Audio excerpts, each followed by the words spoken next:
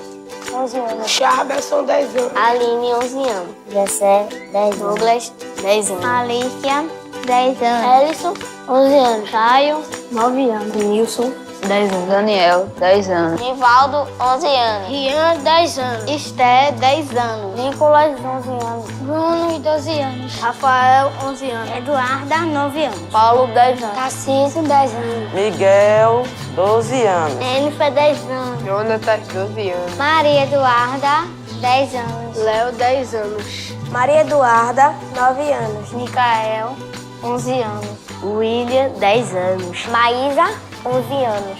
Eduarda, 10 anos. Williane, 10 anos. Maria Vitória, 11 anos. Fabiana, professora do 5º ano da manhã, da Escola Otávio de Meira Lins, no Alto da Foice.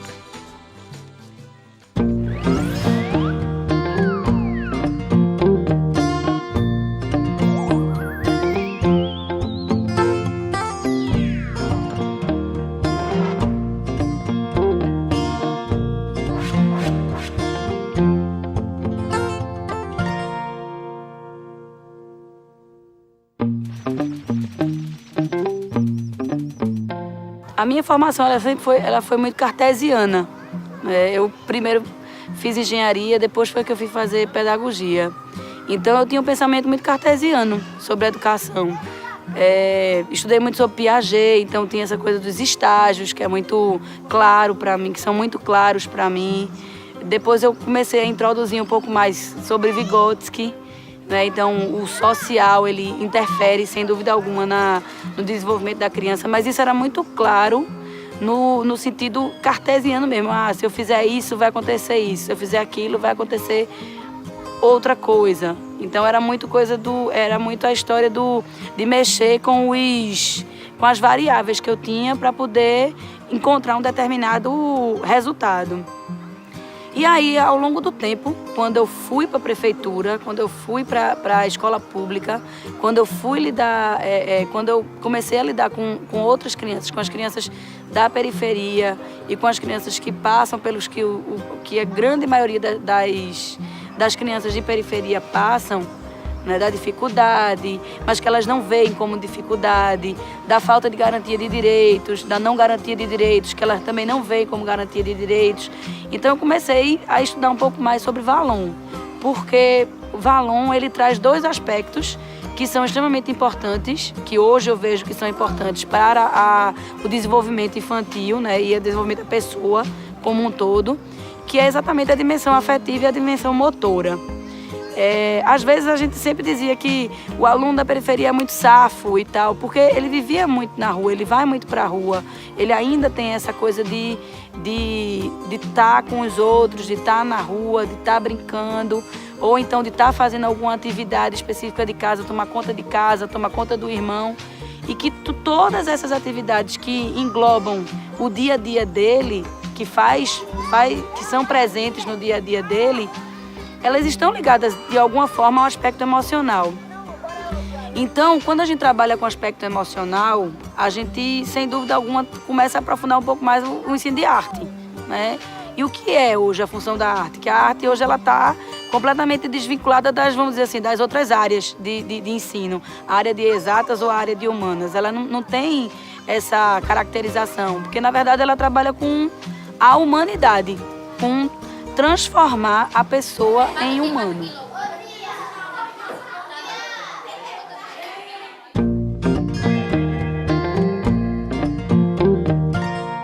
Mas essa turma que eu acompanho, ela teve o privilégio de ser minha turma depois que eu fui mãe, Então, depois que eu fui mãe, a gente muda a visão completamente. E o meu grande desejo é que elas tenham aquilo que meus filhos têm, Meus filhos têm acesso a uma escola bacana, que eles gostam de ir. E por que não meus alunos terem isso? Eles precisam ter isso também. Quando eu conto história para os meus filhos, eu vejo eles brilharem os olhos, questionarem, entenderem um pouco mais o mundo. E aí eu sempre quis passar isso também para eles. Então, quando a gente trata da literatura, a gente traz à tona todos esses aspectos, tanto de brincadeira como de ensino. né? Tanto de imaginação como de criatividade. E também começa a trazer o que a gente chama de identificação da criança com o texto literário, com a vida que ela tem, ou como o ser, ou como ela gostaria que fosse, né, a vida dela. Porque é bom ler. Cada vez a pessoa vai desenvolvendo.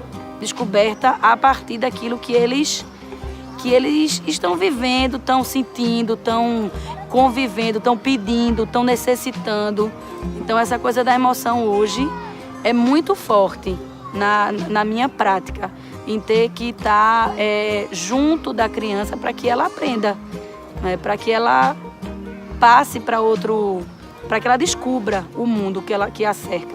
Recentemente eu fiz um curso de especialização em arte e uma das papisas, vamos dizer assim, do ensino de arte no Brasil e no mundo todo, a meu ver, Ana May Barbosa, ela, numa conversa informal, ela confirmou que, de fato, muita coisa vem da literatura. Então, muitos artistas, eles nasceram, né, a partir da literatura, o sentimento deles, a forma de expressão deles veio nesse primeiro contato com a literatura, no contar histórias, no ouvir histórias, no ter histórias constantemente na sua vida. Vamos lá.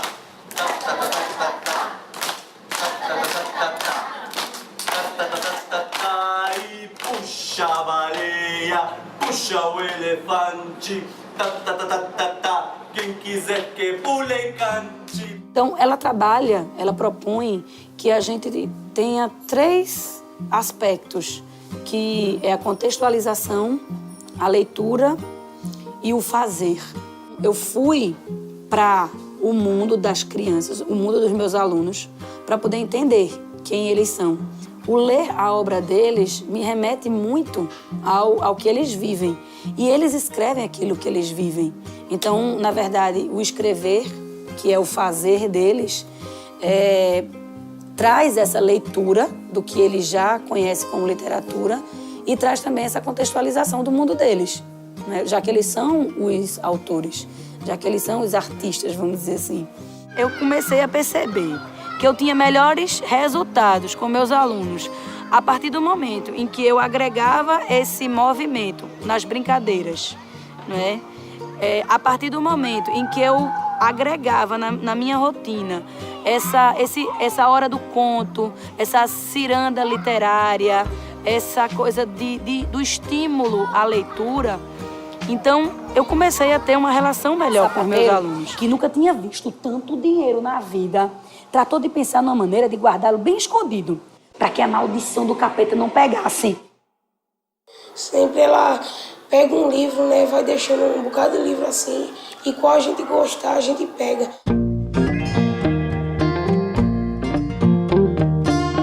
Uma pessoa que foi muito importante para mim, que me apresentou, na verdade, ao mundo da literatura, ao mundo da palavra, foi Zeneide Silva. Quando eu comecei a trabalhar com ela como minha editora, ela começou a me mostrar toda a importância, a magia, o encantamento da literatura. E, a partir disso, o poder transformador da literatura, né? Essa coisa da literatura ter o poder de transformar as pessoas e de fazê-las mais humanas. Eu acredito muito nesses jovens escritores, e principalmente na criança. Eu acho que ela tem condições de mudar através da leitura, através da literatura, daquele sofrimento que viveu quando escutou uma história, quando escutou João e Maria, né? Que os pais abandonam. Tudo isso tem um lado psicológico, mas que reflete ela como gente. Eu contava muito para os meninos, quando eu criança, eu dizia assim, vamos conhecer os João e Marias de hoje. A gente contou a nossa historinha de João e Maria, né? Que foi abandonado pelo pai, foi para a floresta, não sei o que. Eu vou mostrar a vocês hoje João e Maria. Aí eu pegava o carro, chegava ali na Agamenon Magalhães, ali em Santa Mara, e mostrava. Olha, aqui são João e Maria de hoje. Não tem floresta, mas tem esses apartamentos aqui, que é uma floresta de pedras. Tá? Então, os pais desses meninos deixaram esses meninos na rua para que eles sobrevivessem. Então, João e Maria são esses daqui. Hoje são esses. Antigamente era aquele que ia na floresta, que o passarinho ajudava, não sei o quê. Mas eles vão encontrar bruxa também no caminho. mas vai encontrar um cisne que vai levar ele para outro caminho. Então, isso eu fazia sempre refletindo com os meninos, que, quer dizer, o clássico faz com que você sofra, né? Tem aquele momento de analisar a sua vida como pessoa, naquele personagem que você se identifica. Eu me identificava muito com o Patinho Feio, né? E me transformei no cisne real. Eu digo, lindo, cisne.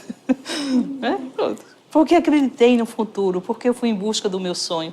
E aí a leitura me levou a isso, a sofrer, a se identificar e a seguir adiante, mas acreditando no futuro melhor.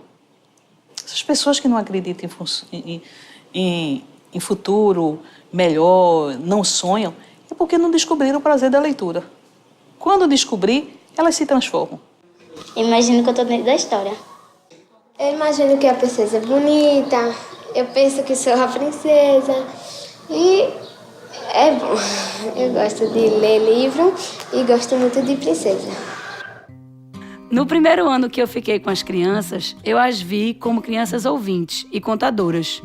No segundo ano, que foi exatamente o ano passado, no primeiro semestre, além de ouvintes e contadoras, eu as enxerguei como leitoras. No segundo semestre, as percebi também como produtoras de texto. Foi quando frutificou o Bichos, Bichinhos, Bichões. Então, eles selecionaram, dentro do portfólio, que era exatamente o caderno de produções com histórias de animais, a história que eles mais gostaram. Então, não houve um critério específico de gênero textual ou de estrutura textual para definir a melhor história. Foi o gosto mesmo, porque a leitura estava sendo trabalhada como leitura de leite e a produção deveria ser trabalhada, teoricamente, também como produção de leite. Aí eu fiquei muito feliz de ser autora a primeira vez e minha mãe também.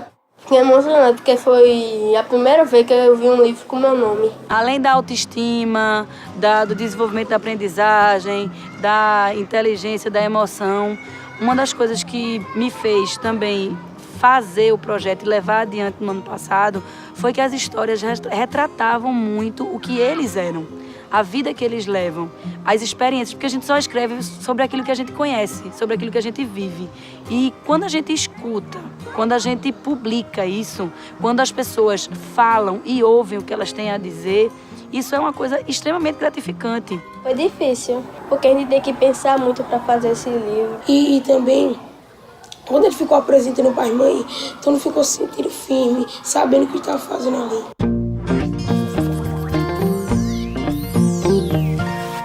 Chegaram para mim muito no estágio de decodificação da leitura, no estágio de decodificar mesmo, de entender, de apenas saber reproduzir o som, mas que ao longo do tempo eles já foram passando para o estágio de compreensão e hoje já estão num estágio de interpretação da leitura, que é o que a gente chama de, que Nelly Novaes Coelho chama de leitores em processo e leitores já com um certo estágio de amadurecimento da leitura. Nesse momento, o senhor estranho se aproximou. Sua cara era de espanto e ansiedade. Certamente estaria procurando a máquina enferrujada. Como as crianças estão comigo há algum tempo já, no ano passado, elas já tinham passado por um estágio que era o estágio de eu vê-las como ouvintes, que é o primeiro estágio em relação à contação de histórias. Depois disso, a partir do momento que elas adquiriram um pouco mais de habilidade do sistema de escrita alfabética, então eu passei a selecionar alguns livros de literatura que elas agora passaram a ser vistas como leitoras. Então, junto com vê-las como leitoras, eu passei a vê-las também como contadoras, porque logo em seguida eu pedia para que elas fizessem uma apresentação do texto lido, do livro de literatura que elas leram. Então, todas as semanas, elas liam um determinado livro e aí elas contavam essa história com imagens. Então, elas não tinham que produzir nesse momento textos, mas elas foram primeiramente orientadas para que escrevessem, fizessem uma imagem inicial, 2 imagens meeiras e uma imagem final do texto que foi lido a cada semana. Então, tinha um momento em que elas apresentavam o texto que elas leram, e tinha um momento, durante o tempo, elas liam esse texto e reliam e levavam para casa e depois traziam de volta esse livro. Bom, depois que elas foram vistas como ouvintes, como leitoras e agora, nesse momento, como contadoras, elas passaram a ser produtoras. Foi quando eu observei que elas já tinham uma certa maturidade para escreverem. Já tinham conseguido adquirir um vocabulário e uma potencialidade da língua que já dava para elas serem produtoras. E foi muito interessante vê-las como produtoras, porque algumas coisas, como o ensino de referenciais anafóricos na construção do texto, foi muito importante. Então, ensinar conectivos, ensinar conjunções, ensinar preposições, que tudo isso é que faz com que a gente construa o pensamento a partir da linguagem, a partir da produção e da leitura do texto. Isso foi iniciado e de uma forma muito tranquila. Eu imagino várias coisas e gosto muito de ler e contar história. Imagina eu estar vendo a história acontecer. Porque eu gosto de escrever. Aí em casa, quando não tenho para fazer nada, eu escrevo ou leio um livro. Eu fui para o mundo com eles, fui para as exposições de arte, as proposições de mediação em arte, de mediação em leitura. Então, tudo isso vai fazendo com que a criança perceba o mundo de outra forma. Os livros fazem com que o aluno procure outros horizontes. Eu percebo que eles não só sabem ler os livros, os contos, os paradidáticos, o que ela trabalha. Eles sabem eles conseguem relacionar aquela leitura com a realidade do mundo que eles vivem. A cultura e a educação sempre passam pela criança, a forma como ela se comporta, como ela reage às histórias. A gente entende de como ela compreende o mundo e como aquele sistema em torno dela que é construído por adultos, de como que ele está se formando.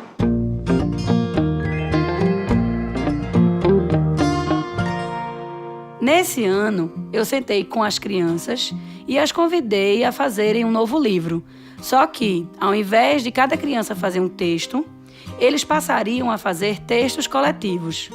O livro deste ano, então, passaria a ser um livro de contos, porque os contos têm uma estrutura diferente das histórias de animais.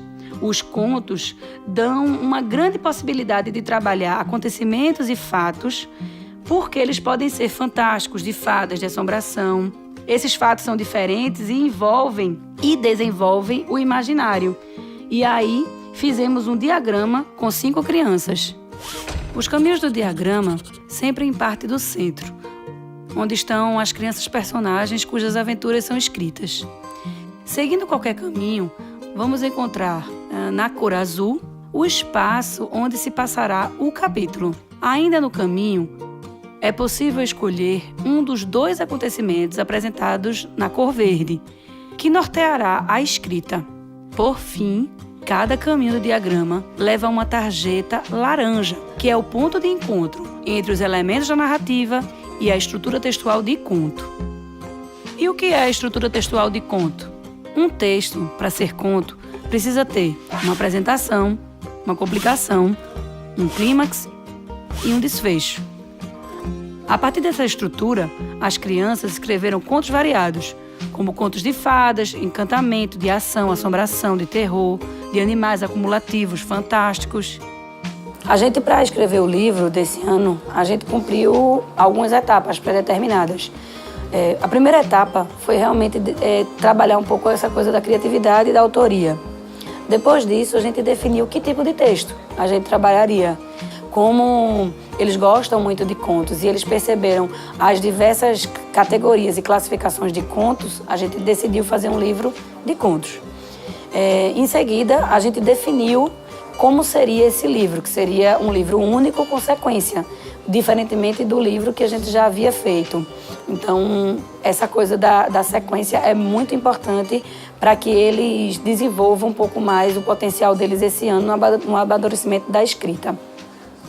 Cada etapa de escrita do capítulo, ela iniciava-se com a apresentação dos elementos da narrativa comuns a todos eles e eles escrevendo individualmente.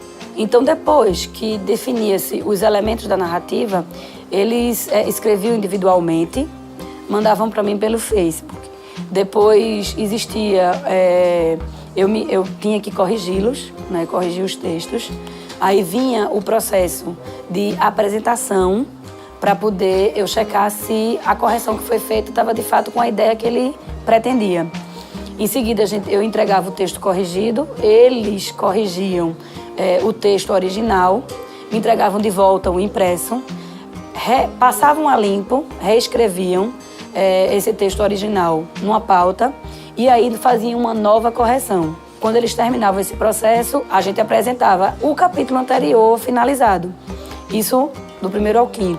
Do 6º ao 10º, a gente mudou um pouco, trabalhando com escrituras individuais a partir dos elementos da narrativa comuns. Depois, eles faziam as apresentações para a dupla, porque começavam a trabalhar em duplas para poder juntar esses textos. Depois, trabalhavam em quartetos. Era o momento em que eles apresentavam coletivamente o texto finalizado pelos grupos. Aí eu novamente sequenciava o texto, não com 32, mas agora com 8, né, praticamente. E aí a gente, no capítulo seguinte, retomava novamente o capítulo anterior. E a última etapa de produção, do 11º ao 15º capítulo, eram textos de fato coletivos, desde a sua produção. A gente escrevia coletivamente, definia um escriba que teria a responsabilidade de mandar pelo Face o texto já finalizado.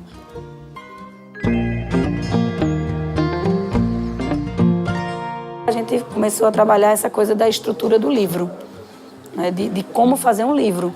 Não é só o texto, mas o livro tem muito mais que um texto, que os capítulos. O livro tem muito mais que a história, né? Então a gente começou a estudar um pouco quais são as partes de um livro de histórias, né? Então veio a história do prefácio, da apresentação, da ficha técnica, dos agradecimentos, sobre a seção sobre os autores, sobre o ilustrador. Tudo isso a sinopse que vem geralmente na contracapa do livro. E aí eles também escrevem isso coletivamente. A pessoa saiu montando a história e ficou só uma. Mas dentro tem tudinho. Eu pensei que era um escritor, todo mundo pensou que era um escritor na escola. Porque nunca ninguém fez isso com a gente. Se tinha uma autora. Eu não sei quem foi que ficou mais encantado, se foram ele, fui eu. Eu achei bem interessante assim de ilustrar, eu gostei muito de ler. Eu ria pra caramba assim quando tava lendo. E ficar imaginando como eles pensavam isso, como ia chegar a isso, cada história de cada capítulo e tal. E ela conseguir puxar de cada um pouquinho daquela história e conseguir juntar todo mundo e unir, fazer uma coisa só, assim. Aquelas 15 histórias e lá eu percebi que não foi fácil, assim, foi bem... Acho que conseguiu e vai ficar bonito, assim, já tá bonito já. E eu acho que isso é que é importante, sabe? Essa coisa do coletivo, de você perceber que o outro precisa participar, de você ver que a sua participação, mesmo que seja um pedacinho, uma frase, uma coisa, é importante para o outro, entendeu? E isso realmente tem sido atingido. Eu fico realmente muito feliz com eles.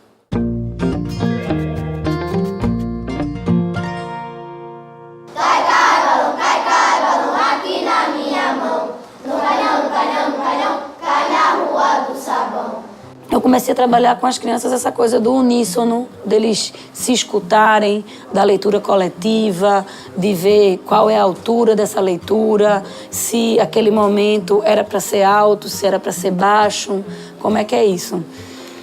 Depois disso, eu trabalhei com eles a interpretação de textos, não textos deles, mas textos de outros autores, né? Então, o que é que o autor, que sentimento o autor vocês acham que gostaria de passar nesse trecho, nesse verso, nessa estrofe, até onde vai, até onde não vai.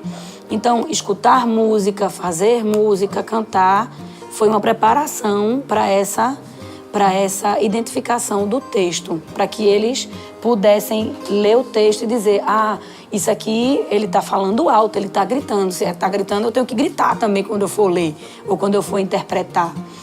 E é por isso que eu levei muito as crianças para histórias, né? Para contações de histórias, para que eles vissem, além das técnicas que cada um tem, que cada contador tem em suas identidades, para que eles também vissem essa coisa do uso da voz, do uso do corpo, né? Ao ler ou ao interpretar a leitura de algo. Porque uma coisa que eu chamei a atenção deles foi que todos os contadores contavam histórias de outros autores, né? Então, eles precisam entender que existe uma diferença entre contar e escrever. E depois disso a gente foi mesclando, né? Literatura e música, para poder eles entenderem essa coisa do movimento, da velocidade, do timbre, da intensidade, da voz, da altura. Cai, balão! Cai, balão!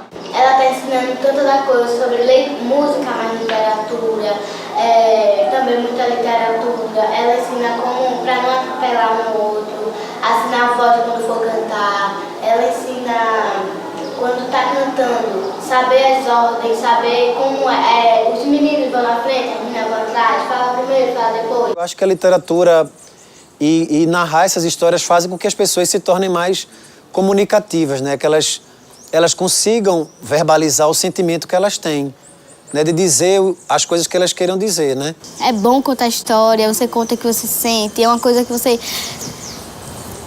pode viver, assim, você pode fazer o que você quiser, o jeito que você quiser. Porque quando eu tô contando pra mim, eu fico triste. Quando eu tô contando pros outros, eu sinto uma alegria. Olha, eu acredito numa vivência, digamos assim, artística por completo. Então, se eles vivenciaram o processo da escrita e podem dar vida para esse personagem através da voz e um pouquinho através do corpo, que foi bem pouquinho, mas que já aconteceu, que em alguns momentos eu dava algumas indicações de aponta para aquele lugar, faz esse monstro andando, porque nesse momento ele está andando, para que eles encontrem essa entonação. Eu acho que completa um ciclo mesmo, que fecha... Não fecha, mas que abre possibilidades mesmo, assim, de vivenciar essa história que eles mesmos criaram. Eu acho que amplia o universo. Ficava treinando em casa a voz. Aí se ficava dando errado, eu ia de novo, lia e ia de novo a voz. Assim, eu vou ver assim as falas. Vou botar um sentimento nelas. Pode ser. Eu passei a tarde todinha na minha casa treinando essa voz. Meu primo chega e ficou assustado comigo. A voz do monstro. Uau! Pá. Chame seus amigos e vão para a praia.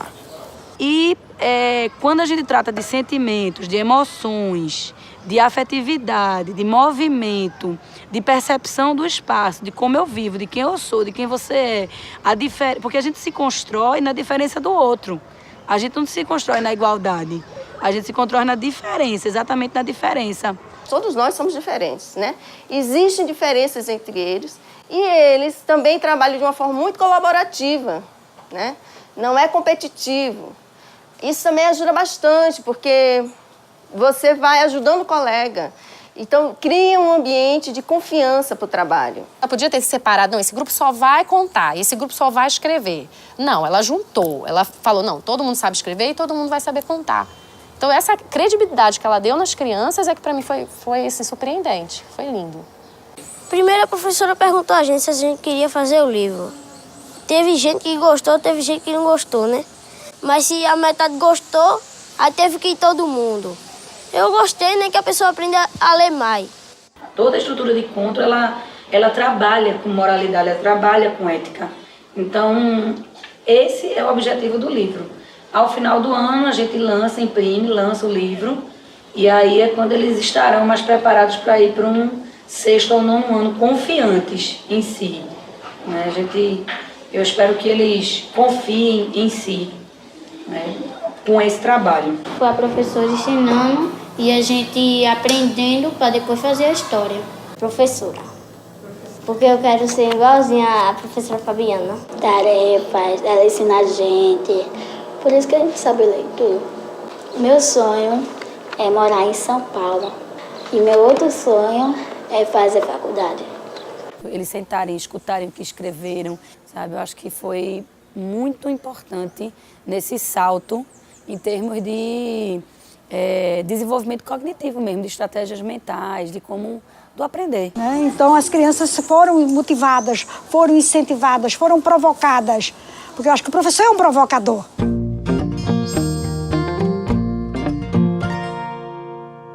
Vem a alegria deles conseguirem, vem a raiva de quando estavam com preguiça de fazer, vem a arenga de quando eles faziam, mas faziam mal feito, vem a tentativa de você dizer, poxa, vamos fazer, vocês são capazes. Então vem uma mistura, né, de sentimentos, vem o humor, vem a graça, vem o reconhecimento que muitas vezes alguns têm dificuldades e batalharam tanto, se esforçaram tanto que conseguiram fazer uma coisa legal. Então vem uma mistura muito grande de tudo que foi vivido, mas certamente é um orgulho. O que é mais aflorado é o orgulho e o respeito pelo trabalho deles. Eles estão sendo valorizados, eles estão sendo escutados, né? O que eles pensam, a opinião deles. Poxa, como isso é importante. Como é bom parar para ouvir, né? Parar para ouvir uma criança. E esse trabalho está dando essa oportunidade. Isso é muito bom. Mas o meu olhar de mundo tem que ser amplo, né? Paulo Freire dizia, ou você fica aqui, ou você quebra. É ousado, é um trabalho de ousadia, né? De tempo. É um trabalho de percepção. A gente até se orgulha de ver que um aluno que começou, né, primariamente a desenvolver as primeiras letras, as primeiras palavras, hoje consegue ter uma produção autoral. Ela é uma professora que me ensinou a ler e eu gosto muito de ler. É uma escola lá do alto, não é? E que de uma forma muito lúdica, muito prazerosa, envolveu as crianças em tantas leituras, né, para que elas fossem também escritoras da própria e contadoras da própria história que elas escreveram. Uma das coisas que eu queria que ver nascer e que nasceu foi imaginação e criatividade, sabe? Eu acho que eles começaram a ver que um mero comentário, que às vezes pode ser uma besteira, dele pode vir uma coisa muito bacana, muito engraçada, muito viajada, muito fantasiosa, muito linda. Então, eu vi que a semente foi plantada. É claro que é um processo. Eles já sabem o que precisam fazer, eles já sabem a necessidade de se concentrar. E o que eu acho mais importante, eles já sabem que são capazes e eles já conseguem sentir. Sabe? Eu acho que isso foi muito importante, essa construção de sentimentos mesmo, de como lidar com esses sentimentos, para poder eles saberem quem eles são, né? Como é que eles se colocam. E às vezes eu achei muito engraçado, porque quando a gente retoma os textos já escritos, como são textos coletivos, às vezes eles sequer se lembram que foram eles que escreveram, né? Porque no início, mas agora bem menos, eles já reconhecem isso, eles já se reconhecem como autores, né? Então, foi muito bom essa coisa do eu posso, eu faço, eu quero, né? Eu sou. Eu acho isso muito bacana. Acho que a semente foi bem plantada, espero que ela germine, floresça, né? Continue.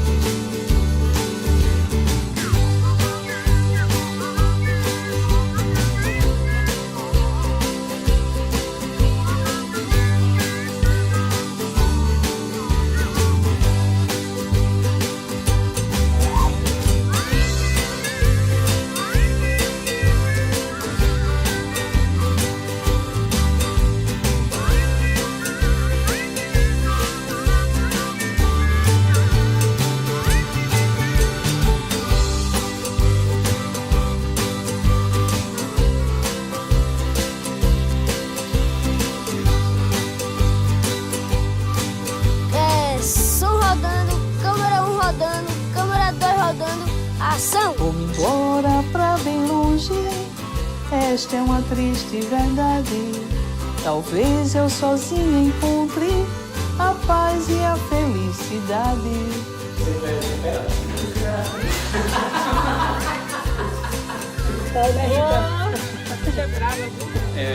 Quando eu cheguei aqui, muita gente já falava que aqui na escola havia uma professora diferenciada, né? Que ela era chata, ela era exigente, mas é o título que se dá a pessoas que gostam das coisas boas, é o título que se dá a pessoas responsáveis e que têm um futuro melhor para dar tanto a quem vive do seu lado como a si mesmo.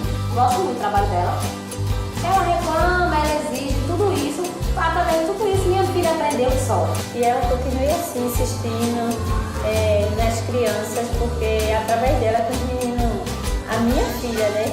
Ela passou a se dedicar mais na leitura e nos deveres.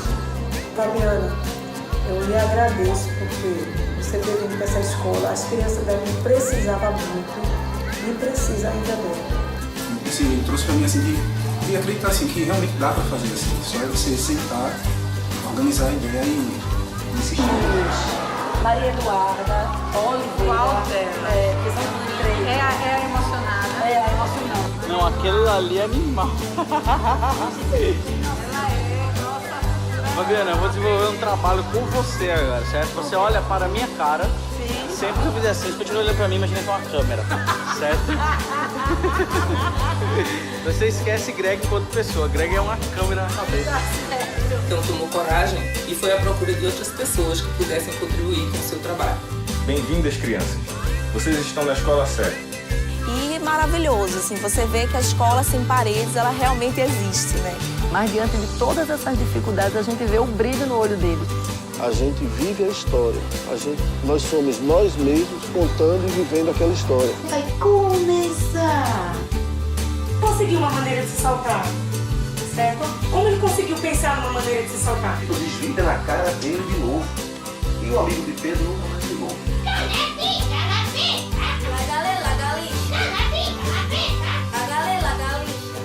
Começou a se encher de fumaça. Quem sabe daqui a alguns anos a gente vai encontrar um Charderson, uma Esté, escrevendo outras coisas. No caso da Fabiana, essa turma, eu achei ela incrível, né? Dá para perceber quando a turma já desenvolve um trabalho de leitura, quando o livro é um lugar de interesse, de curiosidade, né? E de afeto, Você vê as crianças, elas procuraram um livro. Esse é o livro que eu mais gosto. Como Enganar a Morte, Zé Malandro. Ação!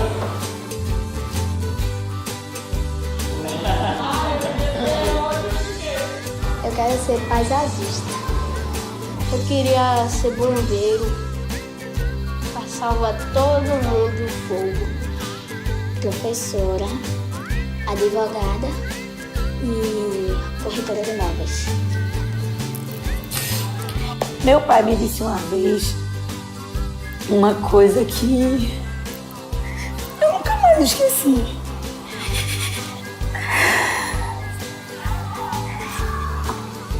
Que eu tenho que como lema, e é o que eu desejo para eles, que é que eles trabalhem, confiem em Deus e não se revoltem, porque eles vão colher coisas boas.